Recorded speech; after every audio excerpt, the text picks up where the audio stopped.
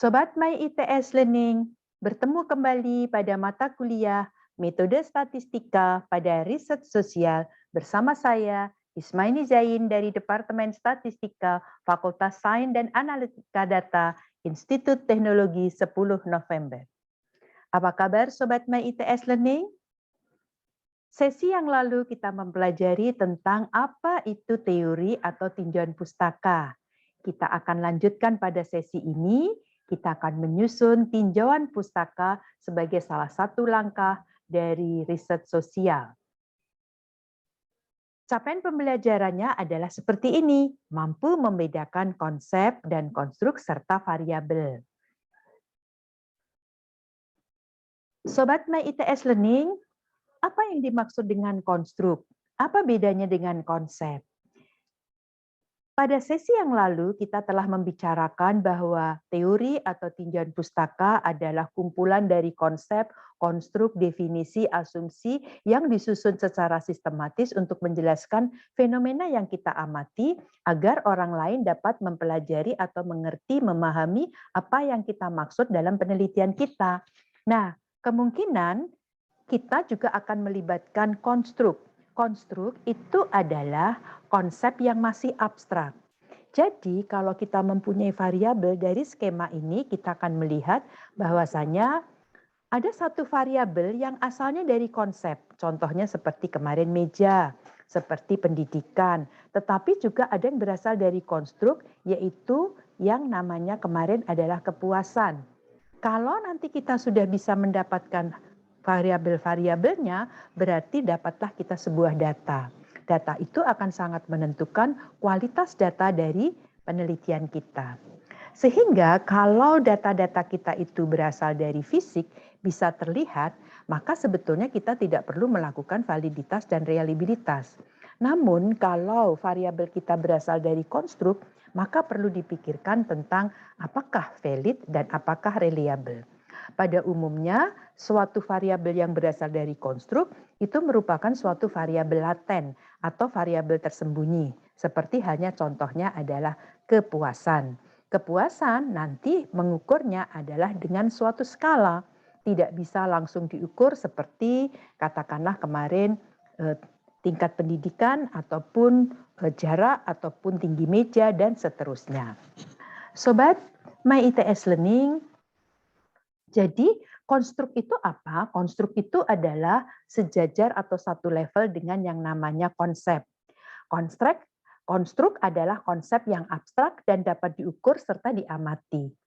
Mengubah suatu konsep yang abstrak menjadi konstruk yang dapat diukur disebut sebagai suatu langkah operasionalisasi. Oleh karena itu, Sobat My ITS Learning, dalam menetapkan suatu variabel, pertama harus diawali dengan konsep-konsep yang terlibat. Selain itu, mungkin juga konstruk-konstruk yang berasal dari konsep yang masih abstrak tadi. Baru kemudian dirumuskan suatu variabel yang measurable atau yang bisa diukur atau terukur. Lalu baru dikembangkan hubungan-hubungan antar variabel yang disebut sebagai suatu hipotesis. Sobat My ITS Learning, di sini akan saya contohkan tentang cara mengukur suatu variabel yang berasal dari konstruk. Berbeda dengan seperti kemarin mengukur tinggi badan, mengukur tinggi meja, dan lain sebagainya. Misal terdapat pertanyaan seperti ini. Sejauh mana nilai ekonomi anak di masa pandemi ini? Maka kita harus paham tentang apa sebetulnya nilai ekonomi anak. Jadi, kalau kita misalnya merumuskan satu pertanyaan penelitian seperti ini, pasti penelitian tersebut mempunyai satu latar belakang. Nah, latar belakang itu adalah masih tingginya nilai ekonomi anak pada masa pandemi di masyarakat, sehingga menjadi penghalang penurunan jumlah tenaga kerja anak. Jadi pemberian subsidi pendidikan yang mestinya untuk menekan biaya pendidikan supaya tidak banyak anak-anak yang bekerja, dan bisa menekan jumlah pekerja anak selama paradigma masyarakat lebih baik anak bekerja daripada sekolah, maka akan jauh daripada target-target pemerintah untuk mengurangi pekerja anak. Nah, oleh karena itu pertanyaan ini perlu diteruskan untuk menjadi suatu penelitian. Pada sesi ini kita akan berlatih bagaimana cara membuat instrumen mengukur nilai ekonomi anak. Nanti perlu diketahui pandangan nilai anak itu dari seseorang atau dari responden. Sehingga bagaimana cara mengukur nilai anak? Sobat My ITS Learning, kita akan coba satu persatu. Beberapa alternatif alat ukur nilai ekonomi anak, misalnya dengan alternatif pertama. Alternatif pertama ini dengan pertanyaan yang sederhana. Setiap responden ditanyakan, kelak jika Anda sudah punya anak, apakah Anda mengharapkan bantuan keuangan dari anak di hari tua? Responden diminta menjawab, ya tidak. Termasuk Sobat My ITS Learning boleh loh menjawab, oke, baik. Ada yang menjawab ya, memang responden itu bisa menjawab ya, atau juga bisa menjawab tidak. Alternatif pertanyaan seperti ini diperkenankan, diperbolehkan. Tapi sebetulnya pertanyaan ini kekuatannya atau keterhandalannya masih rendah. Mengapa demikian? Karena ini masih lemah sekali. Ditanyakan hanya ya tidak. Walaupun sah, walaupun boleh, tapi sebetulnya masih kurang akurat. Sobat My ITS Learning, kalau ditawarkan satu alternatif kedua. Alternatif kedua dengan pertanyaan, kelak jika Anda sudah punya anak, sama seperti tadi, apakah Anda mengharapkan bantuan keuangan dari hari tua? Tapi sekarang jawabannya adalah ada 3 pilihan. Mulai dari setuju, cukup setuju, tidak setuju. Seandainya tadi itu menjawab tidak setuju, tapi kalau menjawab ya berarti kan seharusnya setuju. Tetapi sekarang diberi tengah-tengah yaitu cukup setuju. Kalau pertanyaan dengan jawaban seperti ini, apa jawaban Anda? Oke, ini sudah mulai bergeser. Mungkin tadi ada yang ya tadi nggak terlalu setuju tapi juga nggak terlalu setuju, maka kemudian sekarang memilih ke cukup setuju. Alternatif ini juga boleh. Dengan option jawaban seperti ini juga diperbolehkan. Tapi coba kita bandingkan dengan alternatif ketiga. Alternatif ketiga ini sama-sama mengukur nilai ekonomi anak, tetapi perhatikan di sini ada beberapa pernyataan. Pernyataannya di sini dibuat 5, dan 5 itu adalah tertulis seperti ini. Ada di dalam layar, lalu kemudian ada skornya. Skornya adalah kemudian dituliskan dari mulai sangat setuju, setuju, tidak setuju, sangat tidak setuju. Setiap responden diminta untuk mengisikan pernyataannya atau pendapatnya terhadap pernyataan-pernyataan ini. Jadi misalnya anak-anak memberikan sebagian pendapatannya mereka pada orang tua, lalu anak-anak membantu menyekolahkan, anak-anak memberikan bantuan keuangan jika keluarga dalam kesulitan, dan sampai dengan kelima anak-anak memberi bantuan ekonomi di hari tua. Ini artinya pertanyaannya lebih detail daripada alternatif 1 dan alternatif 2. Lalu responden diminta menjawab 1, 2, 3, 4 sesuai dengan pernyataan tersebut. Nah, mengapa kita bisa menyusun ada 5? Karena kita harus mencari referensi, definisi, konsep dari nilai ekonomi anak. Pernyataan-pernyataan tersebut itu di breakdown. Kita lihat breakdown-nya seperti apa. Jadi kita sarik, kita tracing yang namanya nilai anak itu seperti apa. Di dalam bukunya Kotkici Basi tahun 2007 itu mengatakan bahwasanya memiliki anak orang tua akan memperoleh hal-hal yang menguntungkan atau hal-hal yang merugikan. Jadi nilai ekonomi anak itu sangat tergantung bagaimana pandangan orang terhadap anak tersebut. Hal yang paling penting pada nilai ekonomi anak dikatakan oleh Kokichi Shibasi adalah hal yang paling tampak adalah anak turut membantu orang tua untuk memberikan keamanan ekonomi di masa tua orang tua tersebut. Jadi dikategorikan menjadi 4 nilai values, yaitu nilai positif, nilai negatif, nilai keluarga besar, dan nilai keluarga kecil. Nah, 4 nilai tersebut itu dianggap sebagai satu dimensi, dan setiap dimensi bisa di-breakdown menjadi beberapa pernyataan. Jadi, ketika kemudian contoh nilai positif di sini, hal-hal yang menguntungkan karena memiliki nilai anak apa saja? Ini bisa keuntungan emosional, kemudian bisa keuntungan ekonomi dan rasa aman, pengayaan, identifikasi pada anak, dan kemesraan keluarga keutuhan perkawinan. Lalu kalau nilai negatif dari mana? Nilai negatif. Kalau nilai negatif seperti ini, hal-hal yang merugikan karena memiliki anak, beban emosional, beban ekonomi, berkurangnya keleluasaan, beban tenaga, beban bagi keluarga, dan seterusnya, itu di breakdown dengan berbagai hal-hal yang diperkirakan termasuk dalam hal-hal yang merugikan karena memiliki nilai anak. Lalu di breakdown ke pernyataan atau pertanyaan yang lebih operasional, misalnya dimensi keuntungan emosional tadi definisinya adalah seperti ini, nanti kita buat skala pengukur yang kita kehendaki seperti apa, lalu kita tuliskan di dalam satu instrumen atau alat ukur. Misalnya contoh keuntungan emosional adalah keuntungan yang diperoleh oleh orang tua, rasa senang, rasa cinta, rasa damai karena kehadiran anak, bisa dituangkan dalam pernyataan-pernyataan seperti ini.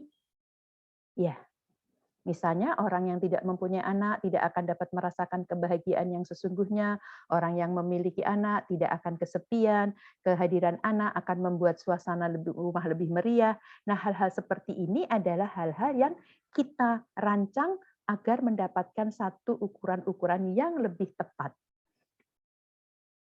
Di sini, dimensi berkurangnya keleluasaan kesempatan misalnya tadi ada tiga. Tiga pernyataan ini disebut sebagai item atau indikator yang akan mengukur dimensi berkurangnya keleluasaan dan kesempatan. Jadi, nanti ada beberapa dimensi dan juga ada beberapa indikator.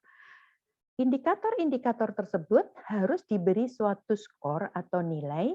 Misalnya saja dalam contoh ini diberi skor 1 untuk jawaban sangat tidak setuju, dan kemudian 2 untuk jawaban tidak setuju, 3 untuk jawaban setuju, dan 4 untuk jawaban sangat setuju.